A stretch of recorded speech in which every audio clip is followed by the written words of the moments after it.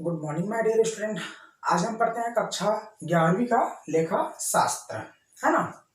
मैंने आपको पिछले वीडियो में बही खाता अर्थ वगैरह बताया था। आज का टॉपिक है लेखांकन प्रक्रिया की अवस्थाएं। अवस्थाएं मतलब पीढ़ी, है ना। कि हम लेखांकन को व्यापारिक शब्दों में मतलब हम क्या पढ़ते हैं, व्यवसाय, है ना।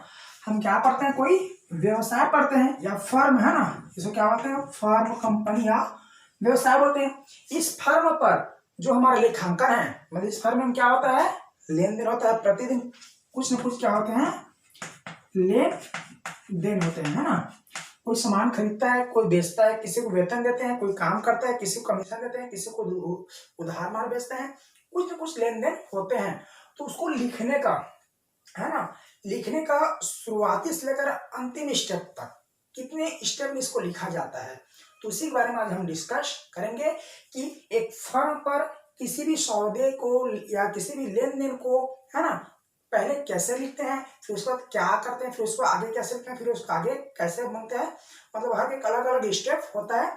तो लेखांकन में हम उसे 8 स्टेप में लिख सकते हैं। मतलब लेखांकन की दृष्टि से किसी भी सौदों को, है ना, 8 स्टेप में परिभाषित किया गया है। इसलिए लेखांकन की अवस्थाएं कितनी होती है, पीढ़ी कितनी होती है, 8 होते हैं। ठीक है बच्चों, अक्सर एग्जाम में पूछा जाता है कि लेखांकन की अवस्थाएं कितनी होती है, 1 नंबर क्वेश्चन। तो लेखांकन की अवस्था कितनी होती है, 8 होती है ना। तो हम वीडियो आगे स्टार्ट करते हैं। लेखांकन की फर्स्ट अवस्था होती है वित्तीय सौदों एवं घटनाओं को पहचानना। मान लो कोई से भी हमारा क्या था, व्यवसाय था, है ना। इस व्यवसाय में जो भी लेन देन होते हैं, है ना, जो भी लेन देन होते हैं, है ना, या सौदे, है ना, लेन देन को ही क्या बोलते हैं, सौदे बोले जाते हैं। तो जो भी सौदे होते हैं, है ना, तो वित्तीय सौदों एवं घटनाओं को पहचानना मतलब इस फर्म पर प्रतिदिन कुछ न कुछ सौदे होते हैं, कुछ न कुछ लेन देन होते हैं। लेन देन मतलब वित्तीय सौदों, वित्तीय मतलब पैसा, वित्त मतलब पैसा से संबंधित, है ना। क्योंकि हम व्यवसाय में क्या हिसाब करते हैं, रुपया पैसे का ही हिसाब करते हैं। तो वित्त मतलब होता है पैसे से संबंधित। मतलब हमें व्यवसाय में जो भी लेन देन होते हैं उसमें वित्तीय सौदों एवं घटनाओं को या कोई भी ऐसा घटना है जो पैसे से संबंधित होता है, ऐसे सौदों को पहचान कर उसे एक रजिस्टर में लिखा जाता है, जिसे हम जनरल बही कहते हैं। ठीक है बच्चों, तो हमें सबसे पहले क्या करते हैं, जो भी व्यवसाय में जो भी वित्तीय सौदे हैं उसको पहचानते हैं कि हाँ ये रुपया पैसे का लेन देन है। किसी को मजदूरी दिया तो एक वित्तीय सौदा हुआ, 500 रुपये की मजदूरी दिया।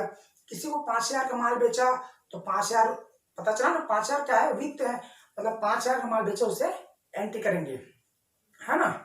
और ऐसे एंट्री नहीं करेंगे जो दान दिया हो, जो वित्त से संबंधित नहीं होता है उसका एंट्री नहीं करते हैं। जैसे कि हमने किसी को दान दिया, कितना दिया है पता नहीं, अपने दुकान में दे दिया, अपने दुकान में, हम गल्ला किराने के स्टोर की दुकान है, कोई भी कोई बेघर आया उसको हम ऐसे उठा के डिब्बे में चावल दे देते हैं, ले भाई चावल। तो उसका हम क्या माप सकते हैं कि उसको हमें कितने रुपए का चावल दिया, नहीं माप सकते, है ना। तो ऐसे जो इसे हम मुद्रा के रूप में नहीं माप सकते उसका लेखा यहाँ पर नहीं करेंगे।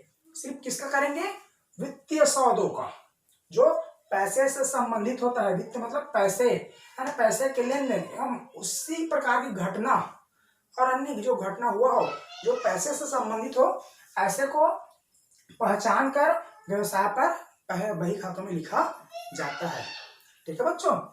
दूसरा है मापन करना। मापन करना मतलब उसे पैसे से तुलना करना, है ना।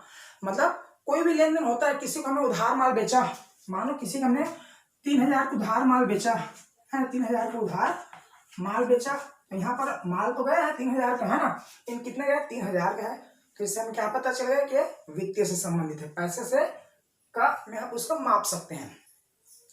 किसी को हमने दान दिया, है ना, या मान लो कोई भी कार्य किया, है ना, तो जिससे वित्तीय मतलब पैसे से संबंधित नहीं है उसका लेखा हम व्यवसाय पर नहीं करेंगे।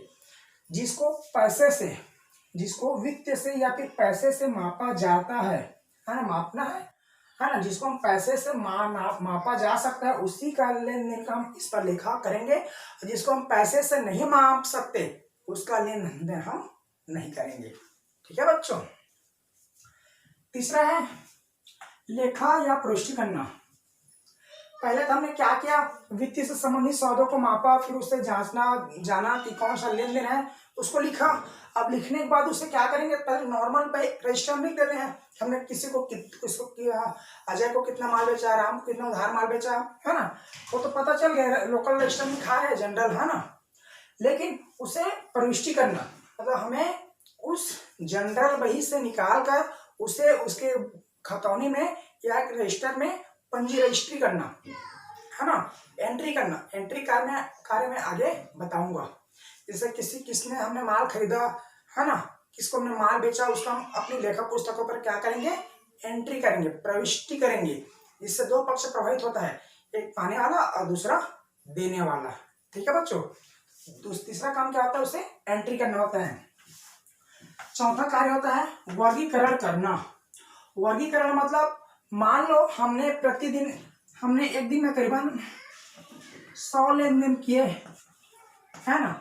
100 लेन देनों को हमने प्रविष्टि कर लिया अपने लेजर बही में, मतलब बही खाते में उसे हमने उतार लिया 100 लेन देन को, है ना। अब उस 100 लेन देन तो जनरल है, हमने माल खरीदा, हमने माल बेचा, हमने वेतन दिया, हमने कमीशन प्राप्त किया, हमने कमीशन दिया, है ना, मजदूरी दिया, किराया दिया, भाड़ा दिया, सब मिक्स हुआ है यहाँ पर।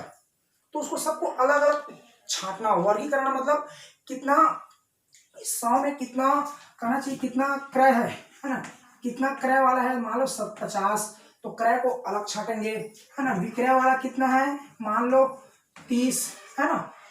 मजदूरी वाला कितना है, मजदूरी दिया, है ना, मान लो 5, तो सब अलग अलग होगा ना, है ना। पहले क्या था, जनरल था, अब उस जनरल को, है ना, सभी लेन देन सब एक साथ लिखाया था, अब उसको हम क्या करेंगे, अलग अलग छाटेंगे, वर्गीकरण करेंगे। मतलब उसके हिसाब से उसे लिखा जाएगा, क्रय को क्रय वही में, विक्रय को विक्रय में, मतलब कर सकते हैं खतौनी करना है ना। हर एक अलग अलग खाता बनाना है, क्रय खाता का अलग बनेगा, विक्रय खाता का अलग बनेगा, मजदूरी खाता का अलग बनेगा, किराया खाता का अलग बनेगा, है ना, तो ब्याज खाता का अलग बनेगा, ठीक ना, उधारी खाता का अलग बनेगा। तो सबका अलग अलग उसको क्या करेंगे, वर्गीकरण, मतलब उसे छाटेंगे, बांटेंगे, है ना। अब सबको मतलब क्रय कितना था, विक्रय कितना था, मजदूरी कितना था, है ना, वेतन कितना था, मान लो 30, सबको अलग अलग छाट लिए, है ना, सबको हमने छाट लिए, वर्गीकरण कर लिए। वर्गीकरण करने के बाद क्या करते हैं, सारांश बनाना। सारांश मतलब होता है उसका, अब मान लो हम पूछेंगे कि आज हमने कितना का खरीदा, तो 50 सौ थोड़ी बताएंगे, पहला सौदा 2000 का, फिर 3000 का, फिर 4000 का, फिर 8000 का, हर कोई बताएंगे। सिर्फ एक बार बोलेंगे ना, हमने आज 10,000 का माल खरीदा, है ना। चाहे वो 10,000 50 बार खरीदा, एक बार 100 का, एक बार 50 का, एक बार 500 का, 3000 का, 2000 का, सबको एक एक बार नहीं बताएंगे, सिर्फ एक बार बताएंगे, आज दिन भर में हमने 50,000 का माल खरीदा। एक बार कहेंगे हमने आज कितना माल बेचा, बोलेंगे मान लो हमने 30 माल बेचा है, नहीं 30 को 30 बार नहीं बोलेंगे, उससे लास्ट को बोलेंगे हमने आज दिन भर में 50,000 का माल बेचा। कितना मजदूरी दिया हमने आज दिन भर में, या एक वर्ष में या एक महीने में हमने 3,000 का मजदूरी दिया, है ना। तो उसका योग को बताते हैं। तो सारांश निकालना मतलब उसके शेष को, सारांश किसको बोलते हैं, उसके शेष को लिखते हैं, है ना।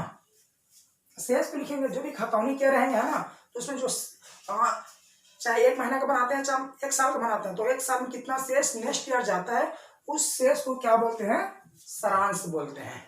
ठीक है बच्चों, सारांश शेष, और जो शेष निकलता है उसे सारांश कहते हैं, है ना। शॉर्टकट मतलब एक शब्द में उस शेष को खतौनी से निकालते हैं, उसे किस में लिखते हैं, तलपट में लिखते हैं।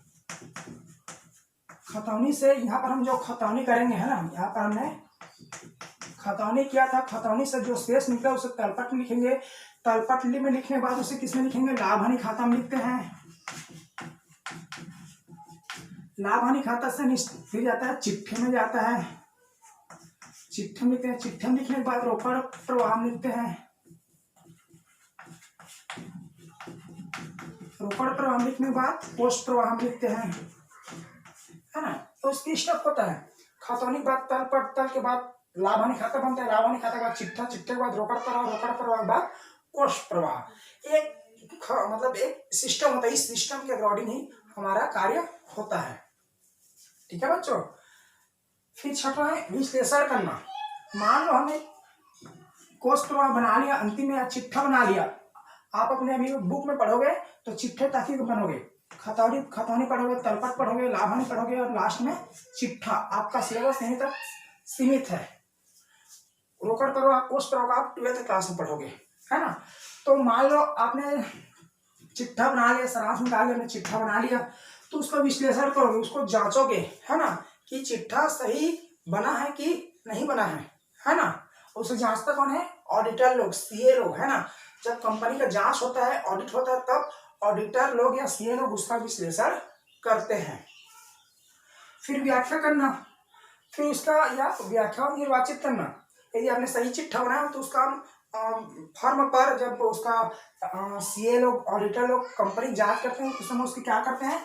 व्याख्या करते हैं कि हाँ इस साल इतना का कैश फ्लो आया या आउटफ्लो गया, पूंजी बढ़ा कि घटा, उसकी क्या करेंगे वो लोग? विवेचना करेंगे, चर्चा करेंगे, है ना, और निर्वाचित करेंगे, उसमें कौन सा ट्रिक अच्छा था उसको फॉलो करेंगे। लास्ट है संप्रेषण करना। संप्रेषण मतलब उससे सूचना देना, है ना, संप्रेषित करना होता है। तो मान लो सीए द्वारा या ऑडिटर द्वारा, सीए या ऑडिटर द्वारा जो भी हमने व्याख्या किया, सारांश निकाला, उसका एक प्रतिलिपि अपने उच्च अधिकारियों को प्रेषित करते हैं और उसमें आवश्यकता अनुसार सुझाव भी संप्रेषित करते हैं। यदि वह टॉपिक अच्छा रहा, है ना, वो लेन देन अच्छा रहा, तो उसे हम प्रकाशित मतलब समाचार पत्रों में प्रकाशित किया जाता है। ठीक है बच्चों, ये थे लेखांकन प्रक्रिया की कुछ अवस्थाएं जो बहुत ही इंपॉर्टेंट है। आपको इस कॉपी में नोट डाउन करके याद करना होगा। ठीक है बच्चों, थैंक यू।